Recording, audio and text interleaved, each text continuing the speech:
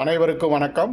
தினம் ஒரு சிந்தனையில் இன்றைக்கி ஆசிரியரால் மட்டுமே ஒழுக்கமுடைய சமுதாயத்தை உருவாக்க முடியும். நம்ம வாழ்க்கையில் ஆசிரியர் அப்படிங்கிறவர் மிக முக்கியமான ஒருவர். ஏன்னா எல்லாருடைய வாழ்க்கையிலையுமே ஆசிரியர் அப்படிங்கிறவர் இல்லாமல் அவர்களுடைய வாழ்க்கை முழுமை அடைந்திருக்காது அல்லது நிறைவடைந்திருக்காது. அந்த ஆசிரியர் அப்படிங்கிறவர் ஒரு பள்ளியிலையோ கல்லூரியிலையோ பாடம் சொல்லி கொடுப்பவராக தான் இருக்கணும் அப்படிங்கிற அவசியமும் கிடையாது. ஏன்னா யார் ஒருவர் யாருக்கு ஒருத்தருக்கு தங்களுடைய அனுபவத்தையும் தங்களுடைய அறிவையும் கடத்துகிறாரோ அவரைத்தான் நம்ம ஆசிரியர் அப்படின்னு சொல்கிறோம். அப்படிப்பட்ட ஒரு ஆசிரியரால் மட்டும்தான் இந்த சமூகத்தில் ஒழுக்கமுடைய மனிதர்களை உருவாக்க முடியும்.